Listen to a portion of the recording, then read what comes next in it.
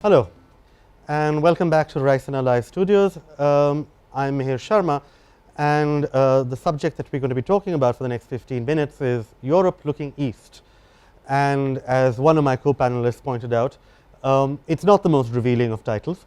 The questions that we will be asking is Europe and are its member states reorienting their foreign policy and their economic policy to take advantage of or to deal with a resurgent and in some cases more aggressive East, that's Russia, India, China and the rest of Asia, and we'll be looking at how this is impacting their own choices, their foreign policy and their own internal economic arrangements. With me are two very distinguished panelists, Aneta Vilagi from Slovakia, who is Vice Dean of Arts at Comenius University in Bratislava. Hello. And Ambassador Mirošič, who is from the Ministry of Foreign Affairs in Slovenia. And I'll start with you, Ambassador, if I may. In some sense, do you feel that over the past 5 to 7 years, for countries such as yours, there has been a new understanding of the possibilities of both foreign and economic relations, and by possibilities I mean both threats and possible advantages of countries to the east of Europe, and Russia, India, China? Yeah, absolutely. You have completely right.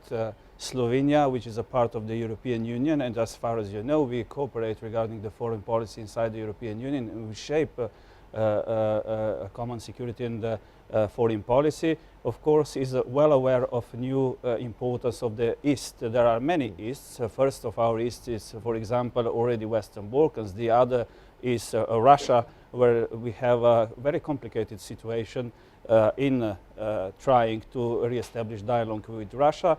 Further east is Middle East, which is even more complicated because of the security situation there. And of course, then we come to Asia, India, and China, which are very important players in the new forming multipolar world. Of course, we support, together with India, European Union, Slovenia, and India, a multilateral world. By this, we establish in the European Union a global strategy, special relationship also with the Eastern partners.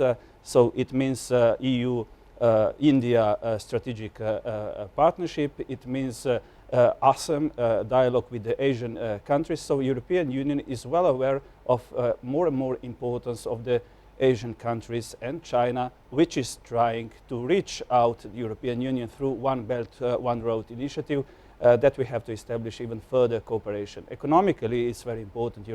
There are partners from the East, from the Asia, for European Union, but also European Union is quite important partner. For example, for India, the most important economic partner. So we have to look for further ways, including the free trade agreements, balanced free trade agreements and investments agreements with India and Asian countries as well.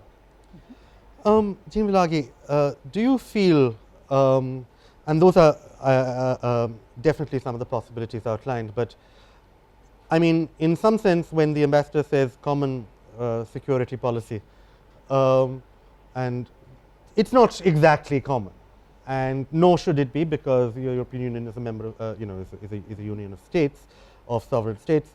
Do you have a sense that there is a diversity in viewpoints, and an increasing diversity in viewpoints on how to deal with, let's say, Russia and China in particular? I wouldn't say that there is increasing diversity in viewpoints, but there is definitely diversity in viewpoints, and also there might be many doubts about if this is a common foreign security policy or if we are moving towards common foreign security policy. And also thanks to the last impetus from global scene, I would say that the European Commission and the EU as such is actually gaining more and more willingness to play a greater role in geopolitics and to improve itself, its procedures and institutions to work more closely on security and foreign relations, security issues.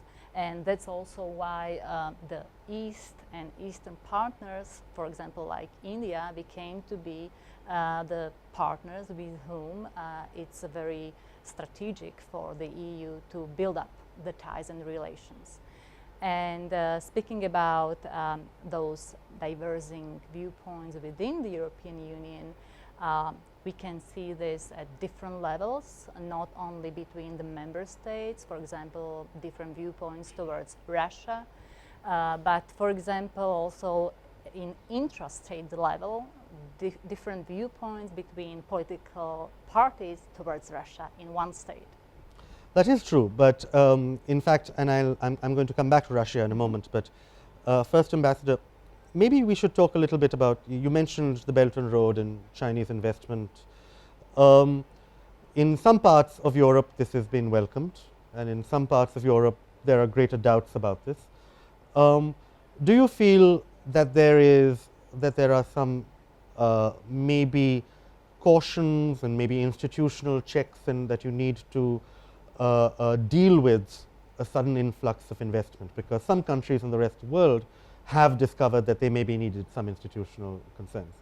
Well, first, you have different forms of Chinese cooperation with Europe. Some are directly bilateral cooperation with some countries. For example, with the Central and Eastern Europe and Southeastern Europe, there is a format of 17+1, which is a part of One Belt, One Road initiative. And you're right when you pointed out that there are some doubts on how to tackle also the new Chinese interests for the European Union. And precisely because of that, European Commission, that means European Union, established so-called screening authority for the Chinese investment, which means that authorities have to be screened whether they have serious strategic implications on the European Union or not. But otherwise, the cooperation with China, of course, is welcomed. You know that China is very active, especially in our vicinity, which is the Western Balkan countries and the new Mediterranean, in the Mediterranean Sea, which is a part of strategic, let's say, a look probably of China, not just on Europe, but also on the rising importance of African continent, which is in vicinity of Europe. But of course, we are forming a common European Union foreign policy, which is not a single European Union foreign policy, but it's a common because it's based on a consensus that we reach inside the European Union. And here the consensus, of course, is to see what the real Chinese strategic looks are about the European Union. But no doubt we have to cooperate. China is an important player in the international global community, so the European Union has to tackle the cooperation with China, but still we are part of the transatlantic communities. So our first partner supposed to be in the European Union and in the frame of security, that is NATO, United States of America. Which brings me now to a question that I maybe cannot and should not ask the Ambassador, which is about Russia. Now we have a panel, a lengthy panel in the larger room about, and the title of the panel is Hacking Democracies. And there are questions being asked in many countries, including our own, but maybe more so elsewhere, about the power of other countries and other foreign powers to not just affect elections, but to be able to impact public discourse, change the nature of public discourse, maybe create divides or enhance already existing divides. In some sense, has this changed how countries like yours and many others in Europe are looking at Russia in particular as not just a possible partner, but as possibly a concern when it comes to dealing with your own internal dynamics? Mm-hmm. This is, for example, very vivid discussion within Slovakia.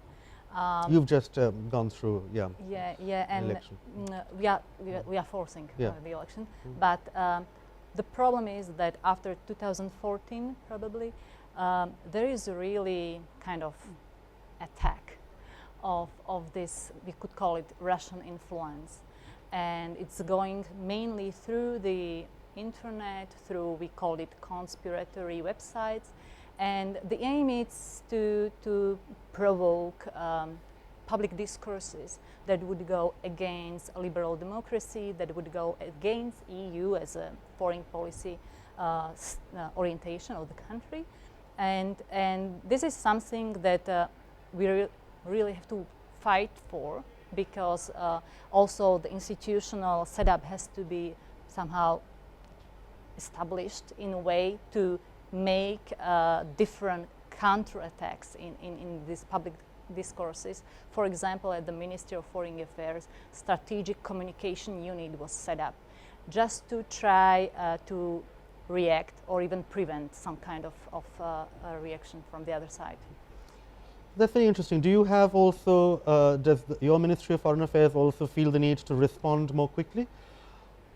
Well, you're well aware that throughout history there were attempts to influence foreign ministries, public opinion, all that. What changed is technology, basically, and technology is more faster, and that's the problem we should cope with. And that's why together inside the European Union or in the European Union, we decided to pay special attention on the cybersecurity and cyber attacks from our vicinity, but not just from our vicinity, all around the world. Of course, we are all under constraints. We do not have direct experience yet regarding that one, but we are well aware. That's why we, like all the countries in the world, and especially in the European Union, we are devoting special attention to cybersecurity and hacking, which is a new phenomena. And this conference shows us, because it's a lot of talk about these new technologies and the influence through them on the particular societies, how important this is. I think it's a global problem at this point, and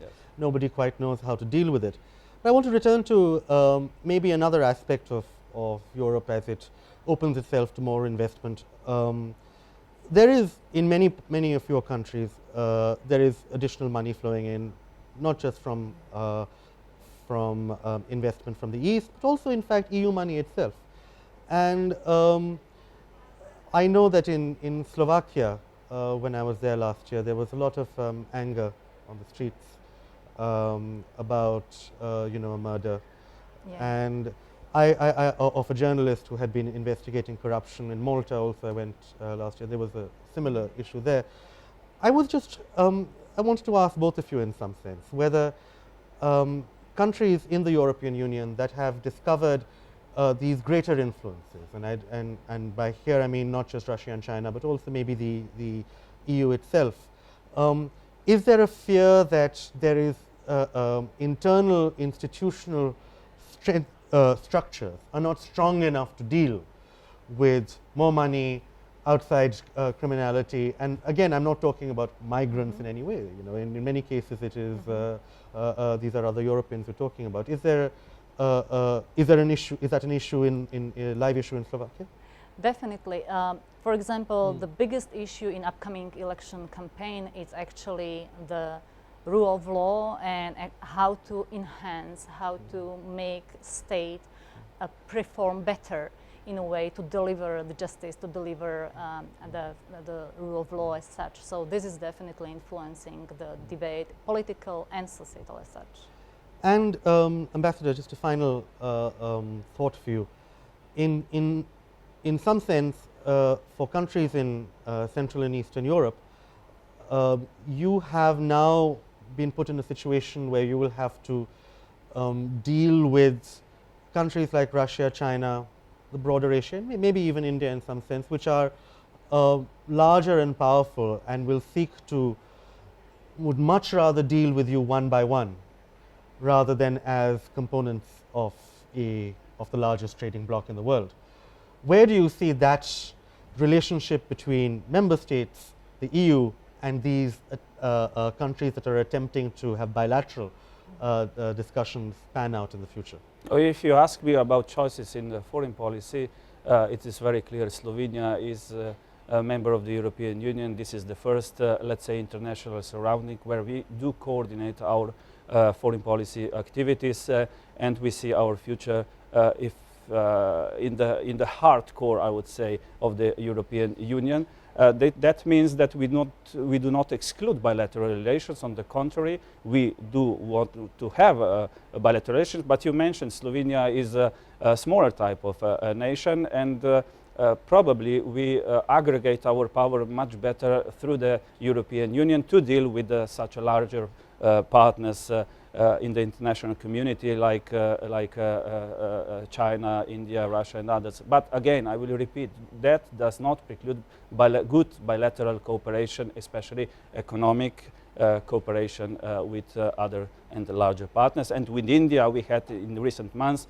a few contacts. Indian president was in Slovenia yes. on a bilateral basis. We met foreign minister on a bilateral basis. We do a lot of projects on a bilateral basis. Slovenian companies are participating in the Ganga River cleaning That is true, there. yes. So we have a lot of bilateral projects with countries, important countries, also from Asia. And that's all the time we have for this discussion. Thank you both very much for coming, and I hope you enjoyed it. Thank you.